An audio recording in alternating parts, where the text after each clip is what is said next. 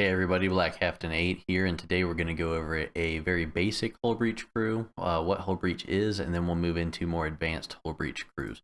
So on the screen here, you'll see what your basic hull breach crew is going to be. When you first get started, these are all Klingon heroes, so if you don't, or officers I guess, so if you have been working on Klingons, you should be dual factioning, so you should have two that you're working on. I have videos on that for you to check out if you aren't doing it already, how to fix it. But back to the topic at hand, your basic hull breach crew is going to be Azetber, Kurla, and Chang. Chang, you're not actually going to get any use out of his Dogs of War ability. I'll put up a list in another video of things you shouldn't do in Armadas, and this will cover that. There's a lot of stuff that's turned off, doesn't work in Armadas. This is one of those abilities. Now, you'll want to keep him in here because of the max synergy bonus to the officer stats. That's going to come in handy. You may want to try to sub him out for somebody like Emerald or maybe Koth. We are on an interceptor, so you'll get max usage out of that since the weapons are both kinetic. That's not always the case with some interceptors like the Vidar, but that doesn't apply to this. Now, the reason you're going to want hull breach, and by the way, you're only going to want one person running hull breach crew. You need one instance of hull breach. You can't get more than that applied to the enemy ship in your Armada.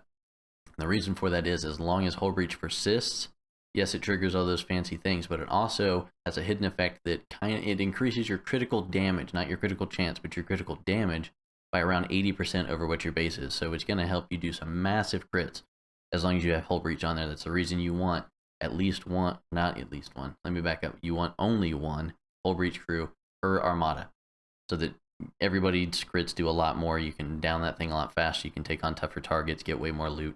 That's why we're doing Armadas in the first place, right?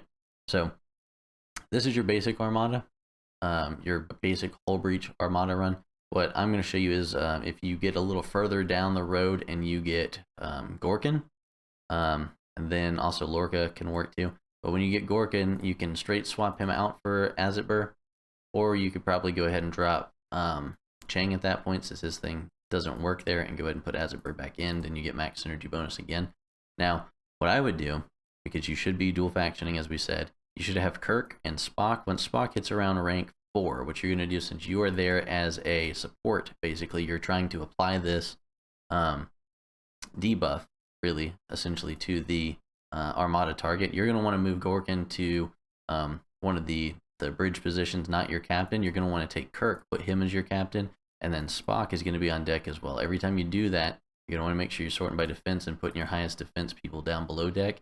This is going to keep your shield up for a lot longer and keep hull breach applied a lot longer, so that if you get knocked out of the fight, hull breach goes away, people's crits go down, and that could be an Armada ending situation.